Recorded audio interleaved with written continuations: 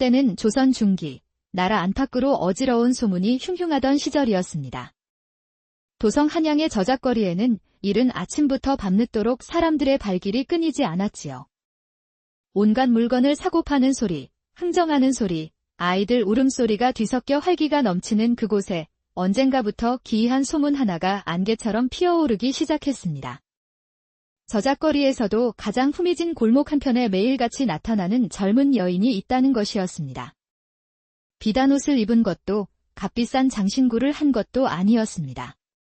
그저 빛바랜 무명옷을 단정히 차려입고 돗자리 하나에 덩그러니 앉아있을 뿐인데 그 기품이 마치 세속의 사람이 아닌 듯 고요하고 깊어 지나가는 이들의 눈길을 끌었지요. 여인의 앞에는 낡은 붓과 먹, 그리고 손바닥만 한 낡은 손거울 하나가 전부였습니다. 사람들은 그 여인을 서해라 불렀습니다. 밝은 지혜라는 뜻을 가진 그 이름처럼 그녀는 사람의 기륭화복을 보되 그 방식이 참으로 기이했습니다. 원하는 글자 하나를 쓰게 한 뒤 그 필체의 기운을 읽고 수많은 손금 중 단 하나만을 짚어 그 사람의 가장 깊은 속내와 운명의 실타래를 풀어낸다 하였습니다. 어느 날이었습니다. 해가 뉘엿뉘엿 넘어갈 무렵 아이를 업은 한 어미가 금방이라도 쓰러질 듯 위태로운 걸음으로 서해의 앞에 다가와 털썩 주저앉았습니다. 보살님, 소문 듣고 찾아왔소. 제발 우리 아이 좀 살려주시오. 백약이 무효라 하니 이제 의지할 곳이 여기밖에 없구려. 마음을 가라앉히시고 천천히 말씀해 보십시오. 어미의 등에는 5살쯤 되어 보이는 사내 아이가 축 늘어져 엎여 있었습니다. 아이의 얼굴은 백지장처럼 하얗고 숨소리마저 미약했습니다. 서해는 말없이 붓과 종이를 내밀었습니다. 지금 어머님의 마음속에 가장 간절히 떠오르는 글자 하나를 적어보시지요. 어미는 떨리는 손으로 붓을 잡았습니다. 금방이라도 눈물이 후두둑 떨어질 듯한 눈으로 한참을 망설이더니 이내 종이 위에 글자 하나를 힘겹게 써 내려갔습니다. 그것은 바로 삼자였습니다. 서해는 가만히 그 글자를 들여다보았습니다. 그녀의 깊은 눈동자가 글자의 획 하나하나를 뜯어보는 듯했습니다. 글자의 가로획과 세로획이 만나는 중심이 위태롭게 흔들리고 마지막 비침 획에 힘이 전혀 실려있지 않으니 이는 아이의 기력이 쇠하고 흩어지고 있다는 뜻입니다. 어머님, 손을 한번 내밀어 보시겠습니까? 어미가 거친 손을 내밀자 서해는 그 손바닥을 훑어보더니 이내 가느다란 손가락으로 손목 바로 윗부분의 손금을 가만히 짚었습니다. 손바닥 전체의 기운이 차고 푸른 빛이 감도는군요. 특히 이 손금의 끝이 검푸른 빛을 띠고 있으니 이는 찬 음식을 잘못 먹여 탈이 난 것입니다. 아이가 단 것을 좋아하여 더운 여름날 차가운 꿀물이나 과일을 자주 먹이지 않으셨는지요? 아, 맞소. 보살님, 아이가 워낙 땀을 많이 흘려 시원한 오미자 화채를 매일같이 만들어 먹였는데 그것이 독이 될 줄이야. 병의 원인을 알았으니 방도 또한 있습니다. 당장 집으로 돌아가시오. 묵은 좁쌀을 푹 고아 죽을 쓰십시오. 다른 것은 일절 먹이지 마시고 오직 따뜻한 좁쌀죽만을 사흘간 먹이시면 아이의 뱃속을 데우고 기운을 북돋아 능히 자리를 털고 일어날 것입니다. 어미는 서해의 말에 연신 고개를 끄덕이며 눈물을 훔쳤습니다. 품에서 꼬깃꼬깃한 엽전 몇 입을 꺼내려 하자 서해는 조용히 고개를 저었습니다. 복채는 받지 않겠습니다. 대신 저작거리에서 가장 좋은 쌀 한 줌을 사서 아이의 이름으로 가난한 이에게 적선하십시오. 생명을 나누는 공덕이야말로 가장 좋은 약이 될 것입니다. 그 후 사흘 뒤 거짓말처럼 아이가 기운을 차렸다는 소문이 퍼지면서 서해의 이름은 장안의 화제가 되었습니다. 하지만 그녀는 늘 그랬듯 그저 묵묵히 저작거리 한편을 지키며 찾아오는 이들의 시름을 덜어줄 뿐이었습니다. 허나 백성들의 소소한 근심과는 비교할 수 없는 크고 무거운 시름이 도성의 가장 깊은 곳, 바로 대궐 안을 짓누르고 있었습니다. 이 나라의 유일한 희망이요. 다음 보위를 이을 세자가 어인 모를 병으로 자리에 누운 지 벌써 석 달이 넘어가고 있었습니다. 대전의 무거운 침묵 속 임금에 타는 듯한 목소리가 울려 퍼졌습니다. 이보게들. 어이들은 들으라. 어찌하여 아직까지 병의 원인조차 밝혀내지 못한단 말인가? 용하다는 약재는 다 써보았고 신묘하다는 침술도 다 행하지 않았는가? 이대로 내 세자가 죽어가는 것을 지켜만 보고 있으란 말이냐? 임금의 호통에 어이들은 대역죄인처럼 고개를 조아릴 뿐 아무 말도 하지 못했습니다. 그때였습니다. 어저에 가장 가까운 곳에 서 있던 좌의정 김참이 한 걸음 앞으로 나서며 인자한 미소로 아뢰었습니다. 전하, 부디 옥체를 보존하시옵소서. 세자 저하의 옥체는 하늘이 보호하실 것이니 너무 상심치 마시옵소서. 이는 필시 하늘이 우리 세자 저하를 더욱 단련시키고자 내리시는 시련일 것이옵니다. 정성을 다해 종묘사직에 기도하면 세자 저하께서도 필시 쾌차하실 것이옵니다. 참으로 충심이 가득한 말이었습니다. 하지만 그렇게 말하는 좌의정 김참의 넓은 소매자락 안에서 단단한 옥으로 만든 조각이 다른 옥구슬과 부딪히는 소리가 달그락하고 나직이 울렸습니다. 그것은 그가 불안하거나 거짓을 고할 때면 늘 무의식적으로 매만지는 옥으로 깎아 만든 작은 호랑이 조각이었습니다. 한편 대전 밖에서는 내금의장 한무강이 굳은 얼굴로 서 있었습니다. 강철 같은 무인의 얼굴에는 수심이 가득했습니다. 그는 임금의 가장 굳건한 방패였으나 눈에 보이지 않는 병마 앞에서는 속수무책이었습니다. 젠장. 나라의 근본이 흔들리고 있는데 내 칼은 아무런 쓸모가 없구나. 그날 밤 사가로 돌아온 한무강은 잠을 이룰 수 없었습니다. 답답한 마음에 부하들을 불러 술잔을 기울이는데 부하 하나가 조심스럽게 입을 열었습니다. 대장님, 들으셨습니까? 요새 저작거리에 용한 여인 관상가가 하나 나타났다고 합니다.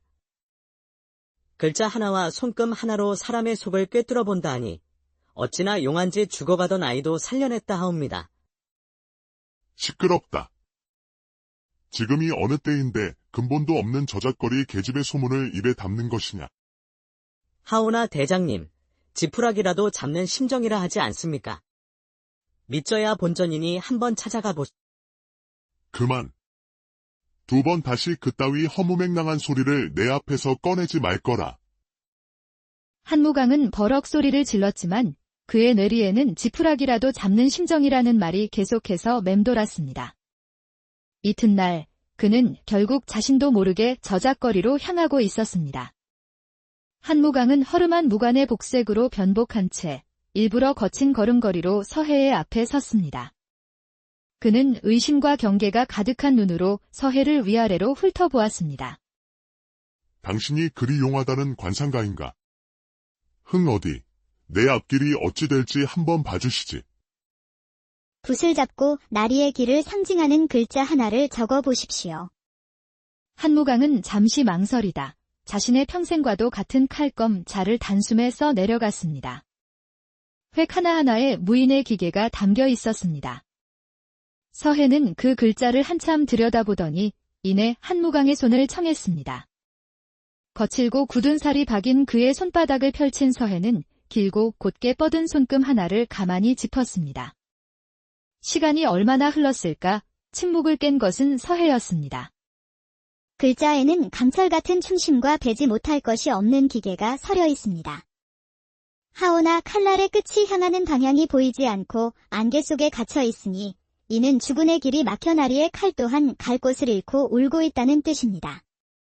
나리의 손바닥에 새겨진 운명선은 다른 무인들과는 달리 오직 한 곳만을 향해 길고 곧게 뻗어 있습니다. 그 끝이 닿는 곳은 이 나라에서 가장 높은 자리, 바로 용상이옵니다. 나리의 칼은 오직 한 분만을 지키기 위한 칼이며 그 한 분의 깊은 시름이 곧 나리의 시름이 되어 심장을 짓누르고 있군요. 한무강은 그 자리에 얼어붙은 듯 서 있었습니다. 위장한 신분도 감추려 했던 고뇌도 이 신비한 여인 앞에서는 한낱 투명한 유리알과 같았습니다. 그는 자신도 모르게 변복한 말투를 잇고 경외심이 가득한 목소리로 물었습니다. 내가 어찌 내 속을 이리도 훤히 들여다보는 것이냐. 저는 그저 나리의 글씨와 손금에 쓰여 있는 것을 읽어드렸을 뿐입니다. 그 길로 한무강은 대궐로 달려가 야심한 시각에 임금을 독대했습니다. 그는 낮에 겪었던 일을 하나도 빠짐없이 고하며 서해를 한번 만나보실 것을 간곡히 청했습니다. 허나, 내금이장. 아무리 신통력이 있다 한들 일개 저잣거리 관상가 계집의 말을 어찌 믿고 이 나라의 국본인 세자의 안위를 맡긴단 말인가? 만약 그 아이가 불순한 의도를 품은 자라면 어찌하려는가? 전하, 소인이 모든 것을 걸고 보증하옵니다. 그 여인의 눈은 거짓을 말하는 눈이 아니었습니다. 소인의 강직한 충심과 타는 듯한 우국지정을 단박에 꿰뚫어 보았나이다. 지금은 지푸라기라도 잡으셔야 할 때이옵니다. 이대로 시간을 보내는 것이야말로 하늘의 뜻을 외면하는 것일 수 있사옵니다. 한무강의 절박한 외침에 임금의 눈빛이 세차게 흔들렸습니다. 깊은 고뇌 끝에 마침내 결단을 내렸습니다. 좋다. 내금 이장의 충심을 믿어보겠다. 당장 오늘 밤 아무도 모르게 그 여인을 극비리에 입궐시켜라. 내 직접 그 여인의 그릇이 세자의 운명을 담을 만한 그릇인지 시험해 보겠다. 그날 밤 깊은 어둠이 내린 도성. 서해는 한무강의 인도를 받아 굳게 닫힌 궁궐의 작은 문을 통해 안으로 들어섰습니다. 그녀가 안으로 들어서자마자 등 뒤에서 육중한 쇠소리와 함께 문이 닫혔습니다. 한번 들어가면 제 발로는 다시 나올 수 없는 곳, 운명의 소용돌이가 휘몰아치는 궁궐의 심장부로 마침내 서해가 발을 들인 것입니다. 과연 저잣거리에 이름 없는 여인 서해는 겹겹이 쌓인 궁궐의 음모를 꿰뚫어보고 위태로운 세자의 운명을 구할 수 있을 것인가? 그녀를 기다리는 것은 과연 구원의 길이 될 것인가? 아니면 벗어날 수 없는 파멸의 덫이 될 것인가? 칠흑 같은 어둠 속 서해의 등 뒤로 육중한 궁문이 닫혔습니다. 한번 들어가면 살아서는 다시 나오기 힘들다는 금성.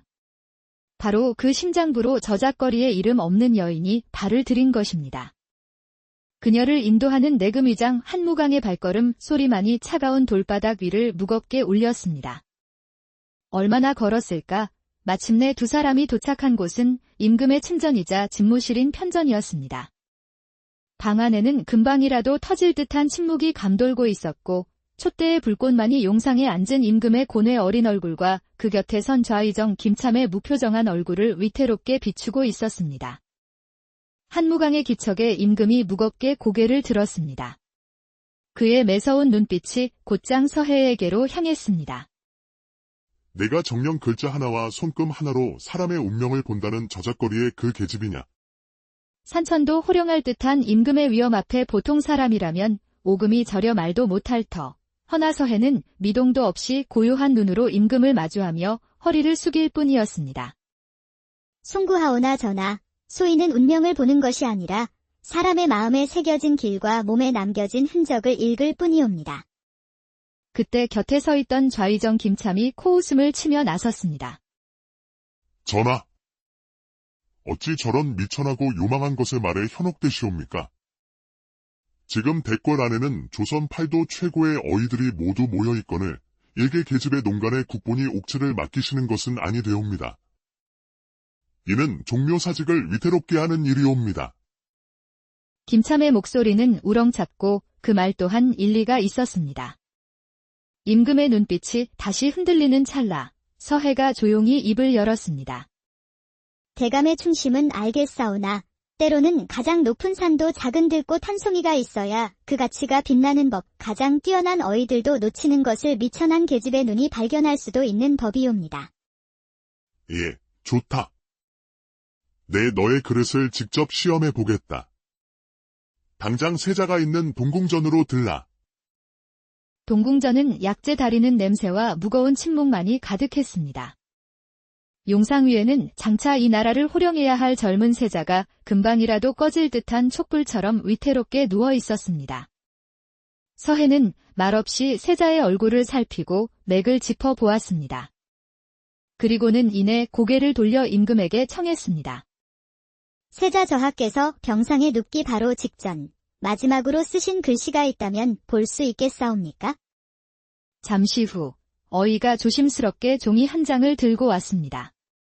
거기에는 세자가 탕약을 마신 뒤 약 기운을 빌려 쓴 약자가 적혀 있었습니다. 서해는 그 글자를 받아들고 한참을 들여다보았습니다. 그녀의 눈썹이 미세하게 찌푸려졌습니다. 이상하옵니다.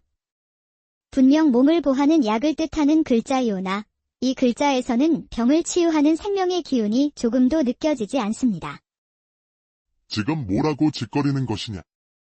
전하, 이 약자를 보시옵소서. 머리에 해당하는 풀초변에 생기가 없어 마치 말라 비틀어진 잡초와 같고 몸통에 해당하는 즐거울 낙자는 즐거움이 아닌 고통의 비명을 지르는 듯 그 형상이 뒤틀려 있사옵니다. 이는 약이 아니라 오히려 사람을 서서히 말려 죽이는 독의 형상이옵니다. 독이라니. 그것이 정녕 사실이란 말이냐? 이를 확인하기 위해 세자 저하의 손을 잠시 살피게 해주시옵소서. 허락이 떨어지자 서해는 세자의 창백한 손을 조심스럽게 들어 올렸습니다. 그리고는 촛불 아래 그 손바닥을 비추어 보며 가늘고 흰 손가락으로 생명선을 가만히 쓸어내렸습니다.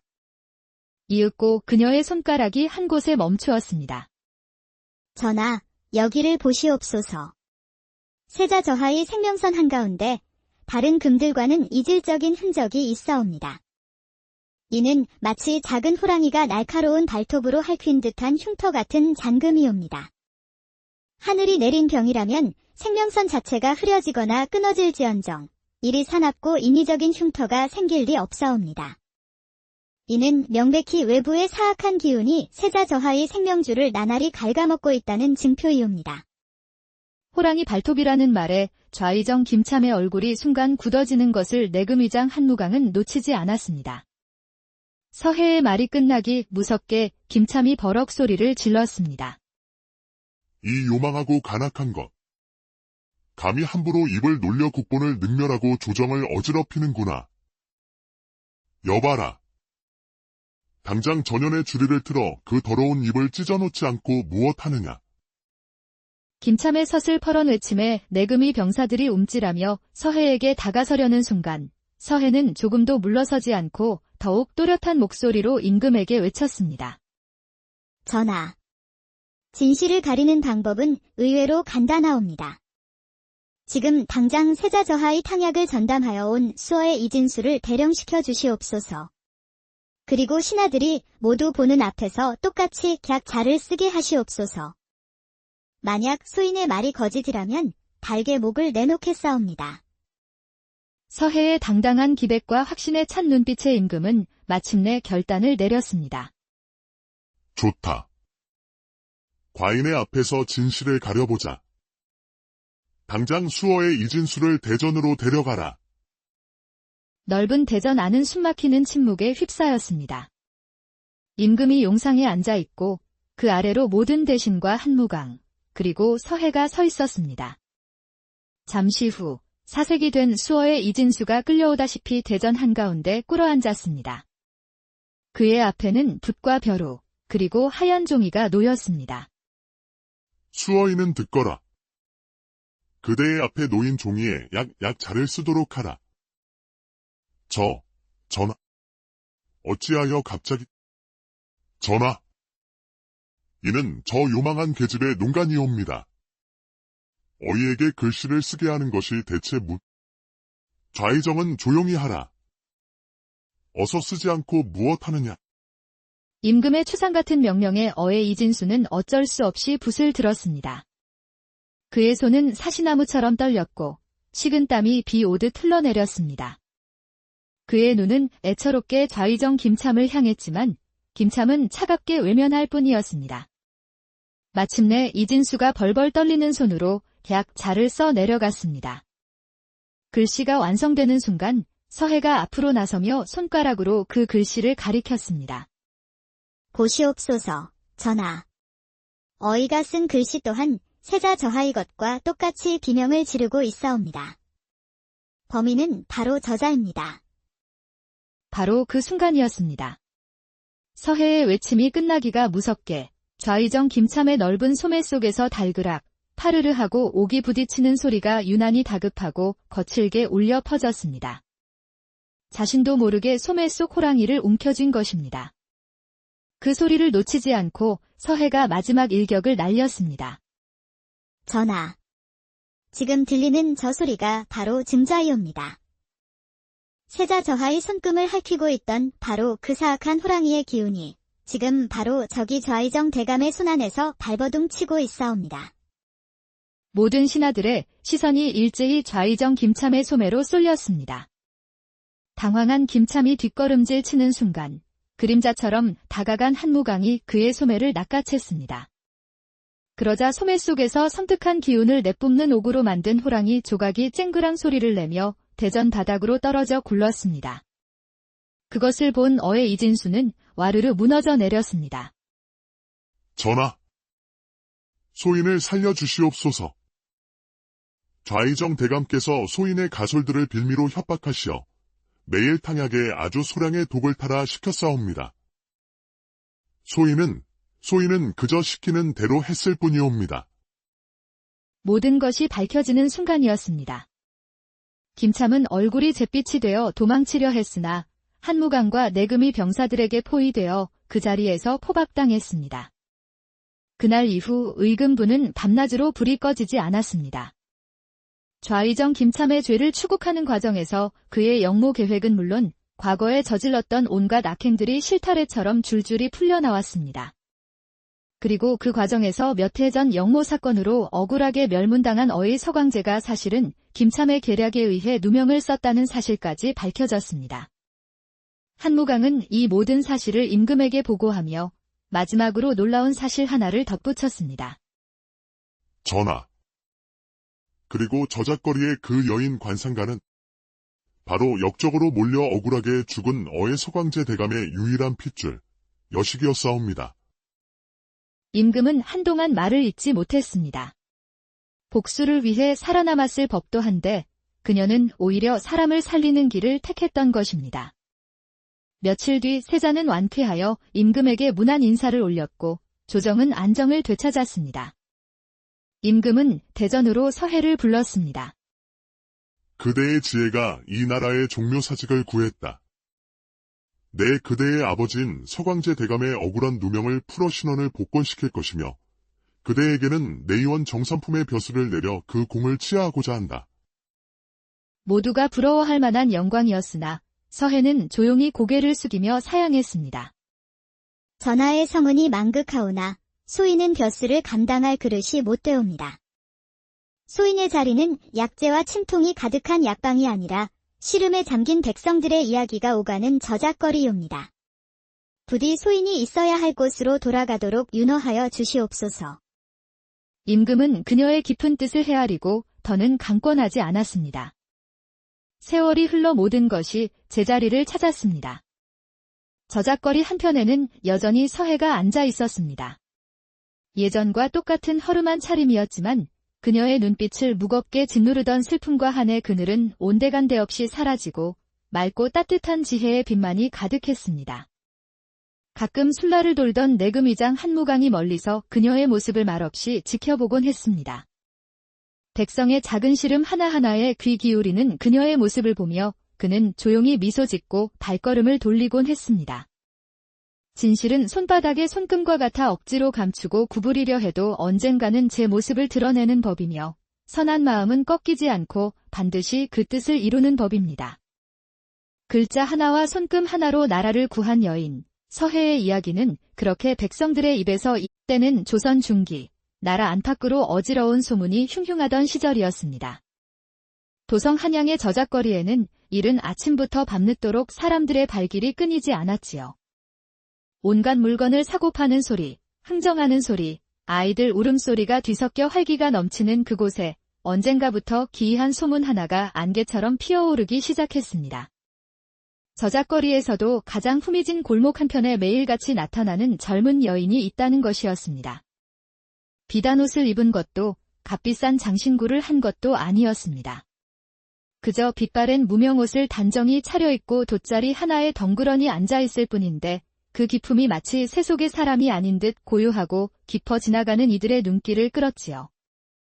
여인의 앞에는 낡은 붓과 먹, 그리고 손바닥만 한 낡은 손거울 하나가 전부였습니다. 사람들은 그 여인을 서해라 불렀습니다. 밝은 지혜라는 뜻을 가진 그 이름처럼 그녀는 사람의 기륭화복을 보되 그 방식이 참으로 기이했습니다. 원하는 글자 하나를 쓰게 한 뒤 그 필체의 기운을 읽고 수많은 손금 중 단 하나만을 짚어 그 사람의 가장 깊은 속내와 운명의 실타래를 풀어낸다 하였습니다. 어느 날이었습니다. 해가 뉘엿뉘엿 넘어갈 무렵 아이를 업은 한 어미가 금방이라도 쓰러질 듯 위태로운 걸음으로 서해의 앞에 다가와 털썩 주저앉았습니다. 보살님, 소문 듣고 찾아왔소. 제발 우리 아이 좀 살려주시오. 백약이 무효라 하니 이제 의지할 곳이 여기밖에 없구려. 마음을 가라앉히시고 천천히 말씀해 보십시오. 어미의 등에는 5살쯤 되어 보이는 사내 아이가 축 늘어져 엎여 있었습니다. 아이의 얼굴은 백지장처럼 하얗고 숨소리마저 미약했습니다. 서해는 말없이 붓과 종이를 내밀었습니다. 지금 어머님의 마음속에 가장 간절히 떠오르는 글자 하나를 적어 보시지요. 어미는 떨리는 손으로 붓을 잡았습니다. 금방이라도 눈물이 후두둑 떨어질 듯한 눈으로 한참을 망설이더니 이내 종이 위에 글자 하나를 힘겹게 써 내려갔습니다. 그것은 바로 삼자였습니다. 서해는 가만히 그 글자를 들여다보았습니다. 그녀의 깊은 눈동자가 글자의 획 하나하나를 뜯어보는 듯 했습니다. 글자의 가로획과 세로획이 만나는 중심이 위태롭게 흔들리고 마지막 비침 획에 힘이 전혀 실려있지 않으니 이는 아이의 기력이 쇠하고 흩어지고 있다는 뜻입니다. 어머님, 손을 한번 내밀어 보시겠습니까? 어미가 거친 손을 내밀자 서해는 그 손바닥을 훑어보더니 이내 가느다란 손가락으로 손목 바로 윗부분의 손금을 가만히 짚었습니다. 손바닥 전체의 기운이 차고 푸른 빛이 감도는군요. 특히 이 손금의 끝이 검푸른 빛을 띠고 있으니 이는 찬 음식을 잘못 먹여 탈이 난 것입니다. 아이가 단 것을 좋아하여 더운 여름날 차가운 꿀물이나 과일을 자주 먹이지 않으셨는지요? 아, 맞소. 보살님, 아이가 워낙 땀을 많이 흘려 시원한 오미자 화채를 매일같이 만들어 먹였는데 그것이 독이 될 줄이야. 병의 원인을 알았으니 방도 또한 있습니다. 당장 집으로 돌아가시오. 묵은 좁쌀을 푹 고아 죽을 쓰십시오. 다른 것은 일절 먹이지 마시고 오직 따뜻한 좁쌀죽만을 사흘간 먹이시면 아이의 뱃속을 데우고 기운을 북돋아 능히 자리를 털고 일어날 것입니다. 어미는 서해의 말에 연신 고개를 끄덕이며 눈물을 훔쳤습니다. 품에서 꼬깃꼬깃한 엽전 몇 입을 꺼내려 하자 서해는 조용히 고개를 저었습니다. 복채는 받지 않겠습니다. 대신 저작거리에서 가장 좋은 쌀 한 줌을 사서 아이의 이름으로 가난한 이에게 적선하십시오. 생명을 나누는 공덕이야말로 가장 좋은 약이 될 것입니다. 그 후 사흘 뒤 거짓말처럼 아이가 기운을 차렸다는 소문이 퍼지면서 서해의 이름은 장안의 화제가 되었습니다. 하지만 그녀는 늘 그랬듯 그저 묵묵히 저작거리 한편을 지키며 찾아오는 이들의 시름을 덜어줄 뿐이었습니다. 허나 백성들의 소소한 근심과는 비교할 수 없는 크고 무거운 시름이 도성의 가장 깊은 곳, 바로 대궐 안을 짓누르고 있었습니다. 이 나라의 유일한 희망이요. 다음 보위를 이을 세자가 어인 모를 병으로 자리에 누운 지 벌써 석 달이 넘어가고 있었습니다. 대전의 무거운 침묵 속 임금에 타는 듯한 목소리가 울려 퍼졌습니다. 이보게들, 어이들은 들으라. 어찌하여 아직까지 병의 원인조차 밝혀내지 못한단 말인가? 용하다는 약재는 다 써보았고 신묘하다는 침술도 다 행하지 않았는가? 이대로 내 세자가 죽어가는 것을 지켜만 보고 있으란 말이냐? 임금의 호통에 어이들은 대역죄인처럼 고개를 조아릴 뿐 아무 말도 하지 못했습니다. 그때였습니다. 어좌에 가장 가까운 곳에 서 있던 좌의정 김참이 한 걸음 앞으로 나서며 인자한 미소로 아뢰었습니다. 전하, 부디 옥체를 보존하시옵소서. 세자 저하의 옥체는 하늘이 보호하실 것이니 너무 상심치 마시옵소서. 이는 필시 하늘이 우리 세자 저하를 더욱 단련시키고자 내리시는 시련일 것이옵니다. 정성을 다해 종묘사직에 기도하면 세자 저하께서도 필시 쾌차하실 것이옵니다. 참으로 충심이 가득한 말이었습니다. 하지만 그렇게 말하는 좌의정 김참의 넓은 소매자락 안에서 단단한 옥으로 만든 조각이 다른 옥구슬과 부딪히는 소리가 달그락하고 나직이 울렸습니다. 그것은 그가 불안하거나 거짓을 고할 때면 늘 무의식적으로 매만지는 옥으로 깎아 만든 작은 호랑이 조각이었습니다. 한편 대전 밖에서는 내금의장 한무강이 굳은 얼굴로 서 있었습니다. 강철 같은 무인의 얼굴에는 수심이 가득했습니다. 그는 임금의 가장 굳건한 방패였으나 눈에 보이지 않는 병마 앞에서는 속수무책이었습니다. 젠장. 나라의 근본이 흔들리고 있는데 내 칼은 아무런 쓸모가 없구나. 그날 밤 사가로 돌아온 한무강은 잠을 이룰 수 없었습니다. 답답한 마음에 부하들을 불러 술잔을 기울이는데 부하 하나가 조심스럽게 입을 열었습니다. 대장님, 들으셨습니까? 요새 저작거리에 용한 여인 관상가가 하나 나타났다고 합니다. 글자 하나와 손금 하나로 사람의 속을 꿰뚫어 본다 하니 어찌나 용한지 죽어가던 아이도 살려냈다 하옵니다. 시끄럽다. 지금이 어느 때인데 근본도 없는 저작거리 계집의 소문을 입에 담는 것이냐. 하오나 대장님, 지푸라기라도 잡는 심정이라 하지 않습니까? 믿져야 본전이니 한번 찾아가 보시. 그만. 2번 다시 그따위 허무맹랑한 소리를 내 앞에서 꺼내지 말거라. 한무강은 버럭 소리를 질렀지만 그의 뇌리에는 지푸라기라도 잡는 심정이라는 말이 계속해서 맴돌았습니다. 이튿날 그는 결국 자신도 모르게 저작거리로 향하고 있었습니다. 한무강은 허름한 무관의 복색으로 변복한 채 일부러 거친 걸음걸이로 서해의 앞에 섰습니다. 그는 의심과 경계가 가득한 눈으로 서해를 위아래로 훑어보았습니다. 당신이 그리 용하다는 관상가인가? 흥 어디, 내 앞길이 어찌 될지 한번 봐주시지. 붓을 잡고 나리의 길을 상징하는 글자 하나를 적어 보십시오. 한무강은 잠시 망설이다 자신의 평생과도 같은 칼검 자를 단숨에 써 내려갔습니다. 획 하나하나에 무인의 기계가 담겨 있었습니다.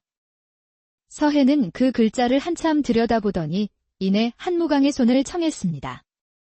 거칠고 굳은 살이 박인 그의 손바닥을 펼친 서해는 길고 곧게 뻗은 손금 하나를 가만히 짚었습니다. 시간이 얼마나 흘렀을까? 침묵을 깬 것은 서해였습니다. 글자에는 강철 같은 충심과 배지 못할 것이 없는 기계가 서려 있습니다. 하오나 칼날의 끝이 향하는 방향이 보이지 않고 안개 속에 갇혀 있으니 이는 죽은의 길이 막혀 나리의 칼 또한 갈 곳을 잃고 울고 있다는 뜻입니다. 나리의 손바닥에 새겨진 운명선은 다른 무인들과는 달리 오직 한 곳만을 향해 길고 곧게 뻗어 있습니다. 그 끝이 닿는 곳은 이 나라에서 가장 높은 자리, 바로 용상이옵니다. 나리의 칼은 오직 한 분만을 지키기 위한 칼이며 그 한 분의 깊은 시름이 곧 나리의 시름이 되어 심장을 짓누르고 있군요. 한무강은 그 자리에 얼어붙은 듯 서 있었습니다. 위장한 신분도 감추려 했던 고뇌도 이 신비한 여인 앞에서는 한낱 투명한 유리알과 같았습니다. 그는 자신도 모르게 변복한 말투를 잇고 경외심이 가득한 목소리로 물었습니다. 내가 어찌 내 속을 이리도 훤히 들여다보는 것이냐. 저는 그저 나리의 글씨와 손금에 쓰여 있는 것을 읽어드렸을 뿐입니다.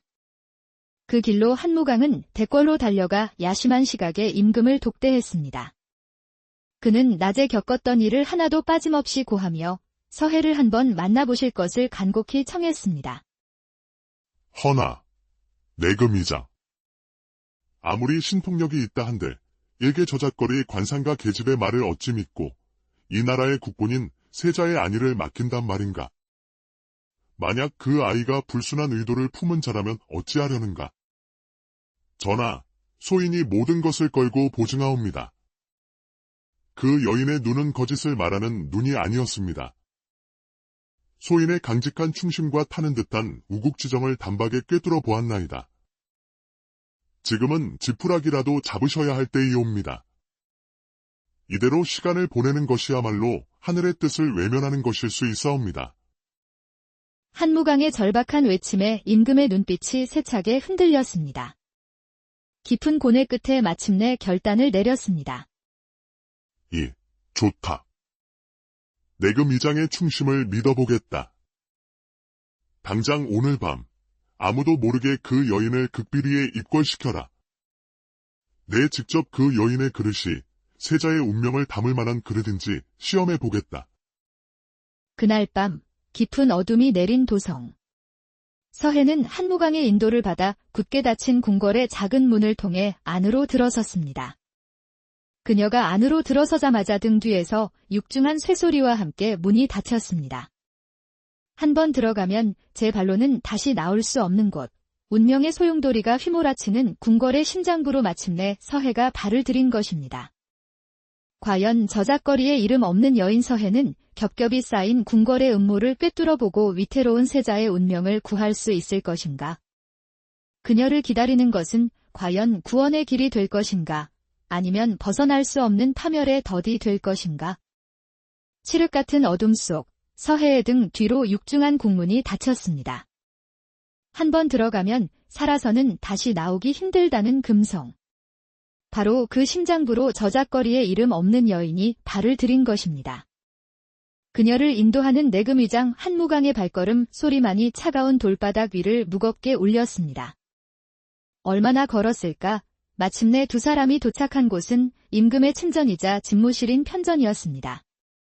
방 안에는 금방이라도 터질 듯한 침묵이 감돌고 있었고 촛대의 불꽃만이 용상에 앉은 임금의 고뇌 어린 얼굴과 그 곁에 선 좌의정 김참의 무표정한 얼굴을 위태롭게 비추고 있었습니다. 한무강의 기척에 임금이 무겁게 고개를 들었습니다. 그의 매서운 눈빛이 곧장 서해에게로 향했습니다. 내가 정령 글자 하나와 손금 하나로 사람의 운명을 본다는 저작거리의 그 계집이냐. 산천도 호령할 듯한 임금의 위엄 앞에 보통 사람이라면 오금이 저려 말도 못할 터. 허나 서해는 미동도 없이 고요한 눈으로 임금을 마주하며 허리를 숙일 뿐이었습니다. 송구하오나 전하, 소인은 운명을 보는 것이 아니라 사람의 마음에 새겨진 길과 몸에 남겨진 흔적을 읽을 뿐이옵니다. 그때 곁에 서 있던 좌의정 김참이 코웃음을 치며 나섰습니다. 전하, 어찌 저런 미천하고 요망한 것에 말에 현혹되시옵니까? 지금 대궐 안에는 조선 팔도 최고의 어이들이 모두 모여있거늘 일개 계집의 농간에 국본이 옥체를 맡기시는 것은 아니되옵니다. 이는 종묘사직을 위태롭게 하는 일이옵니다. 김참의 목소리는 우렁찼고 그 말 또한 일리가 있었습니다. 임금의 눈빛이 다시 흔들리는 찰나 서해가 조용히 입을 열었습니다. 대감의 충심은 알겠사오나 때로는 가장 높은 산도 작은 들꽃 한 송이가 있어야 그 가치가 빛나는 법, 가장 뛰어난 어이들도 놓치는 것을 미천한 계집의 눈이 발견할 수도 있는 법이옵니다. 예, 좋다. 내 너의 그릇을 직접 시험해 보겠다. 당장 세자가 있는 동궁전으로 들라. 동궁전은 약재 다리는 냄새와 무거운 침묵만이 가득했습니다. 용상 위에는 장차 이 나라를 호령해야 할 젊은 세자가 금방이라도 꺼질 듯한 촛불처럼 위태롭게 누워 있었습니다. 서해는 말없이 세자의 얼굴을 살피고 맥을 짚어 보았습니다. 그리고는 이내 고개를 돌려 임금에게 청했습니다. 세자 저하께서 병상에 눕기 바로 직전, 마지막으로 쓰신 글씨가 있다면 볼 수 있겠사옵니까? 잠시 후 어이가 조심스럽게 종이 한 장을 들고 왔습니다. 거기에는 세자가 탕약을 마신 뒤 약 기운을 빌려 쓴 약자가 적혀 있었습니다. 서해는 그 글자를 받아들고 한참을 들여다보았습니다. 그녀의 눈썹이 미세하게 찌푸려졌습니다. 이상하옵니다. 분명 몸을 보하는 약을 뜻하는 글자이오나 이 글자에서는 병을 치유하는 생명의 기운이 조금도 느껴지지 않습니다. 지금 뭐라고 짓거리는 것이냐? 전하, 이 약자를 보시옵소서.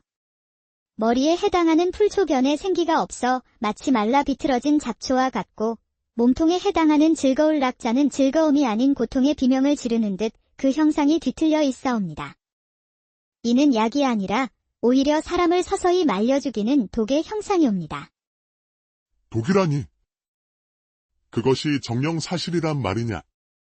이를 확인하기 위해 세자 저하의 손을 잠시 살피게 해주시옵소서. 허락이 떨어지자 서해는 세자의 창백한 손을 조심스럽게 들어 올렸습니다. 그리고는 촛불 아래 그 손바닥을 비추어 보며 가늘고 흰 손가락으로 생명선을 가만히 쓸어내렸습니다. 이윽고 그녀의 손가락이 한 곳에 멈추었습니다. 전하, 여기를 보시옵소서. 세자 저하의 생명선 한가운데 다른 금들과는 이질적인 흔적이 있사옵니다. 이는 마치 작은 호랑이가 날카로운 발톱으로 핥힌 듯한 흉터 같은 잔금이옵니다. 하늘이 내린 병이라면 생명선 자체가 흐려지거나 끊어질지언정 이리 사납고 인위적인 흉터가 생길 리 없사옵니다. 이는 명백히 외부의 사악한 기운이 세자 저하의 생명줄을 나날이 갉아먹고 있다는 증표이옵니다. 호랑이 발톱이라는 말에 좌의정 김참의 얼굴이 순간 굳어지는 것을 내금위장 한무강은 놓치지 않았습니다. 서해의 말이 끝나기 무섭게 김참이 버럭 소리를 질렀습니다. 이 요망하고 간악한 것. 감히 함부로 입을 놀려 국본을 능멸하고 조정을 어지럽히는구나. 여봐라. 당장 전연의 주리를 틀어 그 더러운 입을 찢어놓지 않고 무엇하느냐. 김참의 서슬퍼런 외침에 내금위 병사들이 움찔하며 서해에게 다가서려는 순간 서해는 조금도 물러서지 않고 더욱 또렷한 목소리로 임금에게 외쳤습니다. 전하. 진실을 가리는 방법은 의외로 간단하옵니다. 지금 당장 세자 저하의 탕약을 전담하여 온 수어의 이진수를 대령시켜 주시옵소서. 그리고 신하들이 모두 보는 앞에서 똑같이 객 자를 쓰게 하시옵소서. 만약 소인의 말이 거짓이라면 달게 목을 내놓겠사옵니다. 서해의 당당한 기백과 확신에 찬 눈빛의 임금은 마침내 결단을 내렸습니다. 좋다. 과인의 앞에서 진실을 가려보자. 당장 수어의 이진수를 대전으로 데려가라. 넓은 대전 안은 숨막히는 침묵에 휩싸였습니다. 임금이 용상에 앉아있고 그 아래로 모든 대신과 한무강, 그리고 서해가 서 있었습니다. 잠시 후 사색이 된 수어의 이진수가 끌려오다시피 대전 한가운데 꿇어앉았습니다. 그의 앞에는 붓과 벼루, 그리고 하얀 종이가 놓였습니다. 수어이는 듣거라. 그대의 앞에 놓인 종이에 약 자를 쓰도록 하라. 전하. 어찌하여 갑자기... 전하. 이는 저 요망한 계집의 농간이옵니다. 어이에게 글씨를 쓰게 하는 것이 대체 좌의정은 조용히 하라. 어서 쓰지 않고 무엇하느냐. 임금의 추상 같은 명령에 어의 이진수는 어쩔 수 없이 붓을 들었습니다. 그의 손은 사시나무처럼 떨렸고 식은 땀이 비 오듯 흘러내렸습니다. 그의 눈은 애처롭게 좌의정 김참을 향했지만 김참은 차갑게 외면할 뿐이었습니다. 마침내 이진수가 벌벌 떨리는 손으로 약 자를 써 내려갔습니다. 글씨가 완성되는 순간 서해가 앞으로 나서며 손가락으로 그 글씨를 가리켰습니다. 보시옵소서, 전하. 어이가 쓴 글씨 또한 세자 저하의 것과 똑같이 비명을 지르고 있사옵니다. 범인은 바로 저자입니다. 바로 그 순간이었습니다. 서해의 외침이 끝나기가 무섭게 좌의정 김참의 넓은 소매 속에서 달그락, 파르르 하고 옥이 부딪히는 소리가 유난히 다급하고 거칠게 울려 퍼졌습니다.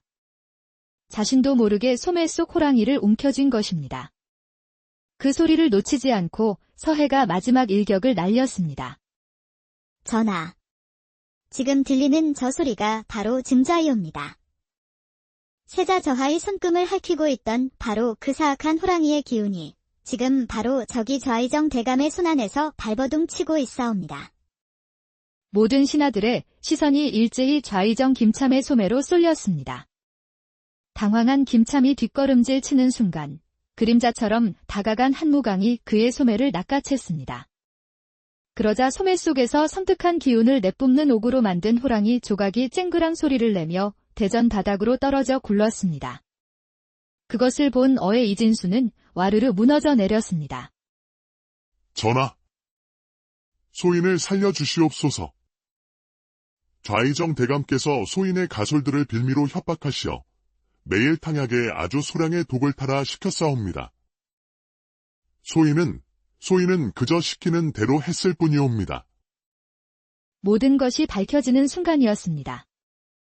김참은 얼굴이 잿빛이 되어 도망치려 했으나 한무강과 내금이 병사들에게 포위되어 그 자리에서 포박당했습니다. 그날 이후 의금부는 밤낮으로 불이 꺼지지 않았습니다. 좌의정 김참의 죄를 추국하는 과정에서 그의 영모 계획은 물론 과거에 저질렀던 온갖 악행들이 실타래처럼 줄줄이 풀려나왔습니다. 그리고 그 과정에서 몇 해 전 영모 사건으로 억울하게 멸문당한 어의 서광재가 사실은 김참의 계략에 의해 누명을 썼다는 사실까지 밝혀졌습니다. 한무강은 이 모든 사실을 임금에게 보고하며 마지막으로 놀라운 사실 하나를 덧붙였습니다. 전하, 그리고 저작거리의 그 여인 관상가는 바로 역적으로 몰려 억울하게 죽은 어의 서광재 대감의 유일한 핏줄, 여식이었사옵니다. 임금은 한동안 말을 잇지 못했습니다. 복수를 위해 살아남았을 법도 한데 그녀는 오히려 사람을 살리는 길을 택했던 것입니다. 며칠 뒤 세자는 완쾌하여 임금에게 문안 인사를 올렸고 조정은 안정을 되찾았습니다. 임금은 대전으로 서해를 불렀습니다. 그대의 지혜가 이 나라의 종묘사직을 구했다. 내 그대의 아버지인 서광재 대감의 억울한 누명을 풀어 신원을 복권시킬 것이며 그대에게는 내의원 정삼품의 벼슬을 내려 그 공을 치하하고자 한다. 모두가 부러워할 만한 영광이었으나 서해는 조용히 고개를 숙이며 사양했습니다. 전하의 성은이 망극하오나 소인은 벼슬을 감당할 그릇이 못 되옵니다. 소인의 자리는 약재와 침통이 가득한 약방이 아니라 시름에 잠긴 백성들의 이야기가 오가는 저작거리옵니다. 부디 소인이 있어야 할 곳으로 돌아가도록 윤허하여 주시옵소서. 임금은 그녀의 깊은 뜻을 헤아리고 더는 강권하지 않았습니다. 세월이 흘러 모든 것이 제자리를 찾았습니다. 저작거리 한편에는 여전히 서해가 앉아 있었습니다. 예전과 똑같은 허름한 차림이었지만 그녀의 눈빛을 무겁게 짓누르던 슬픔과 한의 그늘은 온데간데 없이 사라지고 맑고 따뜻한 지혜의 빛만이 가득했습니다. 가끔 술라를 돌던 내금위장 한무강이 멀리서 그녀의 모습을 말없이 지켜보곤 했습니다. 백성의 작은 시름 하나하나에 귀 기울이는 그녀의 모습을 보며 그는 조용히 미소 짓고 발걸음을 돌리곤 했습니다. 진실은 손바닥의 손금과 같아 억지로 감추고 구부리려 해도 언젠가는 제 모습을 드러내는 법이며 선한 마음은 꺾이지 않고 반드시 그 뜻을 이루는 법입니다. 글자 하나와 손금 하나로 나라를 구한 여인, 서해의 이야기는 그렇게 백성들의 입에서 이때는 조선 중기, 나라 안팎으로 어지러운 소문이 흉흉하던 시절이었습니다. 도성 한양의 저작거리에는 이른 아침부터 밤늦도록 사람들의 발길이 끊이지 않았지요. 온갖 물건을 사고 파는 소리, 흥정하는 소리, 아이들 울음소리가 뒤섞여 활기가 넘치는 그곳에 언젠가부터 기이한 소문 하나가 안개처럼 피어오르기 시작했습니다. 저작거리에서도 가장 후미진 골목 한편에 매일같이 나타나는 젊은 여인이 있다는 것이었습니다. 비단 옷을 입은 것도 값비싼 장신구를 한 것도 아니었습니다. 그저 빛바랜 무명옷을 단정히 차려입고 돗자리 하나에 덩그러니 앉아있을 뿐인데 그 기품이 마치 새 속의 사람이 아닌 듯 고요하고 깊어 지나가는 이들의 눈길을 끌었지요. 여인의 앞에는 낡은 붓과 먹, 그리고 손바닥만 한 낡은 손거울 하나가 전부였습니다. 사람들은 그 여인을 서해라 불렀습니다. 밝은 지혜라는 뜻을 가진 그 이름처럼 그녀는 사람의 기륭화복을 보되 그 방식이 참으로 기이했습니다. 원하는 글자 하나를 쓰게 한 뒤 그 필체의 기운을 읽고 수많은 손금 중 단 하나만을 짚어 그 사람의 가장 깊은 속내와 운명의 실타래를 풀어낸다 하였습니다. 어느 날이었습니다.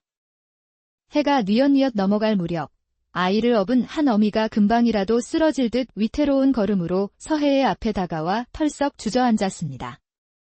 보살님, 소문 듣고 찾아왔소. 제발 우리 아이 좀 살려주시오. 백약이 무효라 하니 이제 의지할 곳이 여기밖에 없구려. 마음을 가라앉히시고 천천히 말씀해 보십시오. 어미의 등에는 5살쯤 되어 보이는 사내 아이가 축 늘어져 엎여 있었습니다. 아이의 얼굴은 백지장처럼 하얗고 숨소리마저 미약했습니다.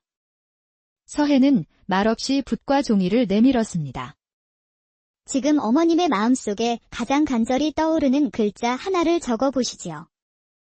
어미는 떨리는 손으로 붓을 잡았습니다. 금방이라도 눈물이 후두둑 떨어질 듯한 눈으로 한참을 망설이더니 이내 종이 위에 글자 하나를 힘겹게 써 내려갔습니다. 그것은 바로 삼자였습니다. 서해는 가만히 그 글자를 들여다보았습니다. 그녀의 깊은 눈동자가 글자의 획 하나하나를 뜯어보는 듯 했습니다.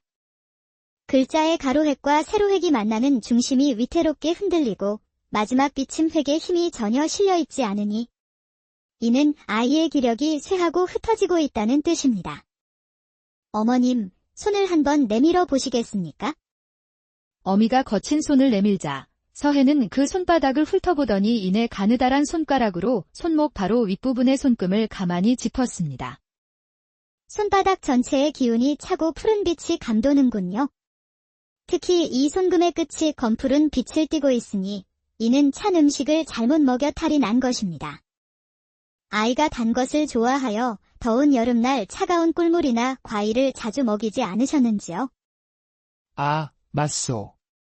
보살님, 아이가 워낙 땀을 많이 흘려 시원한 오미자 화채를 매일같이 만들어 먹였는데 그것이 독이 될 줄이야. 병의 원인을 알았으니 방도 또한 있습니다. 당장 집으로 돌아가시오. 묵은 좁쌀을 푹 고아 죽을 쓰십시오. 다른 것은 일절 먹이지 마시고 오직 따뜻한 좁쌀죽만을 사흘간 먹이시면 아이의 뱃속을 데우고 기운을 북돋아 능히 자리를 털고 일어날 것입니다. 어미는 서해의 말에 연신 고개를 끄덕이며 눈물을 훔쳤습니다. 품에서 꼬깃꼬깃한 엽전 몇 입을 꺼내려 하자 서해는 조용히 고개를 저었습니다. 복채는 받지 않겠습니다. 대신 저작거리에서 가장 좋은 쌀 한 줌을 사서 아이의 이름으로 가난한 이에게 적선하십시오. 생명을 나누는 공덕이야말로 가장 좋은 약이 될 것입니다. 그 후 사흘 뒤 거짓말처럼 아이가 기운을 차렸다는 소문이 퍼지면서 서해의 이름은 장안의 화제가 되었습니다. 하지만 그녀는 늘 그랬듯 그저 묵묵히 저작거리 한편을 지키며 찾아오는 이들의 시름을 덜어줄 뿐이었습니다.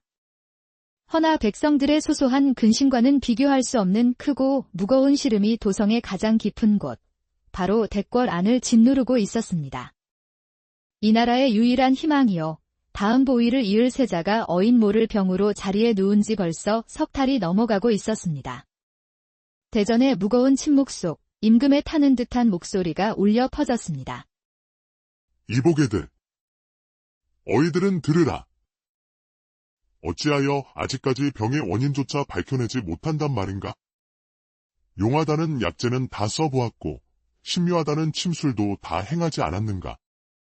이대로 내 세자가 죽어가는 것을 지켜만 보고 있으란 말이냐? 임금의 호통에 어이들은 대역죄인처럼 고개를 조아릴 뿐 아무 말도 하지 못했습니다. 그때였습니다. 어좌에 가장 가까운 곳에 서 있던 좌의정 김참이 한 걸음 앞으로 나서며 인자한 미소로 아뢰었습니다. 전하, 부디 옥체를 보존하시옵소서.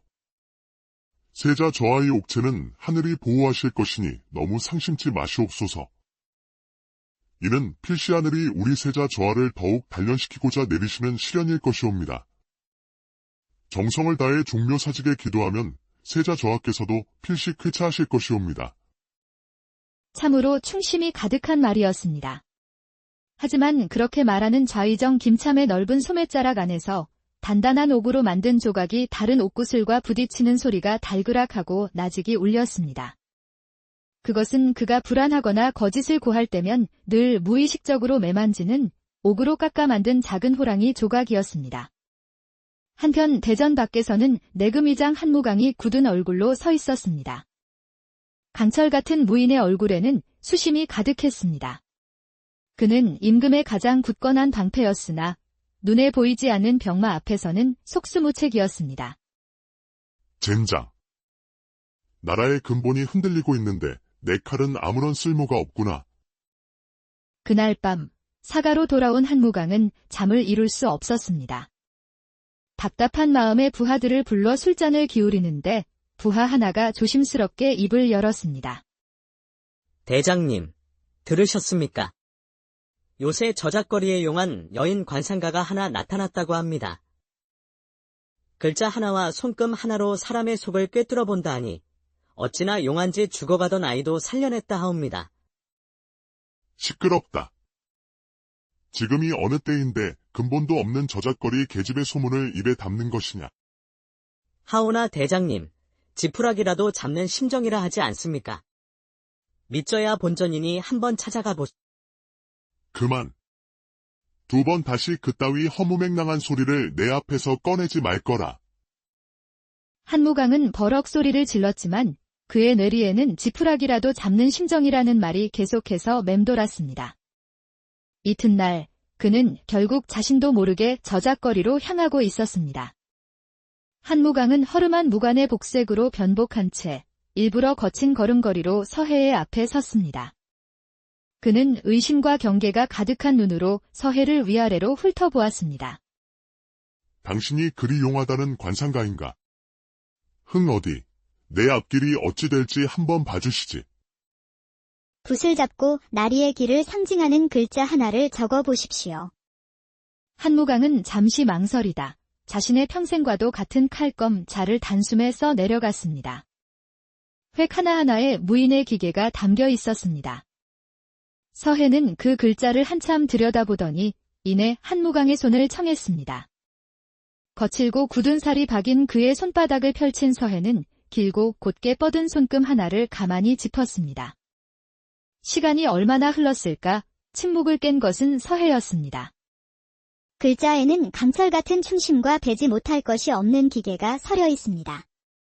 하오나 칼날의 끝이 향하는 방향이 보이지 않고 안개 속에 갇혀 있으니 이는 죽은의 길이 막혀 나리의 칼 또한 갈 곳을 잃고 울고 있다는 뜻입니다.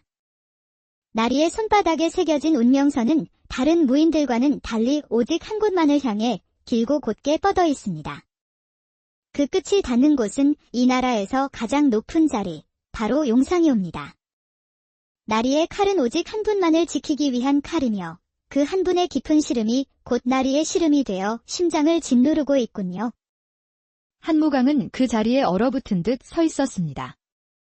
위장한 신분도 감추려 했던 고뇌도 이 신비한 여인 앞에서는 한낱 투명한 유리알과 같았습니다. 그는 자신도 모르게 변복한 말투를 잇고 경외심이 가득한 목소리로 물었습니다. 내가 어찌 내 속을 이리도 훤히 들여다보는 것이냐. 저는 그저 나리의 글씨와 손금에 쓰여 있는 것을 읽어드렸을 뿐입니다. 그 길로 한무강은 대궐로 달려가 야심한 시각에 임금을 독대했습니다. 그는 낮에 겪었던 일을 하나도 빠짐없이 고하며 서해를 한번 만나보실 것을 간곡히 청했습니다. 허나, 내금이자. 아무리 신통력이 있다 한들 일개 저작거리 관상가 계집의 말을 어찌 믿고 이 나라의 국본인 세자의 안위를 맡긴단 말인가. 만약 그 아이가 불순한 의도를 품은 자라면 어찌하려는가. 전하, 소인이 모든 것을 걸고 보증하옵니다. 그 여인의 눈은 거짓을 말하는 눈이 아니었습니다. 소인의 강직한 충심과 타는 듯한 우국지정을 단박에 꿰뚫어 보았나이다. 지금은 지푸라기라도 잡으셔야 할 때이옵니다. 이대로 시간을 보내는 것이야말로 하늘의 뜻을 외면하는 것일 수 있사옵니다. 한무강의 절박한 외침에 임금의 눈빛이 세차게 흔들렸습니다. 깊은 고뇌 끝에 마침내 결단을 내렸습니다. 좋다. 내금 이장의 충심을 믿어보겠다.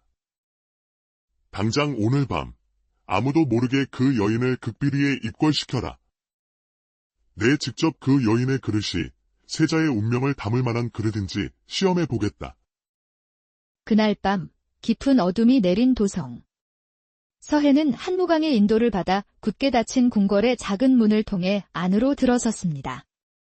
그녀가 안으로 들어서자마자 등 뒤에서 육중한 쇠소리와 함께 문이 닫혔습니다. 한번 들어가면 제 발로는 다시 나올 수 없는 곳. 운명의 소용돌이가 휘몰아치는 궁궐의 심장부로 마침내 서해가 발을 들인 것입니다.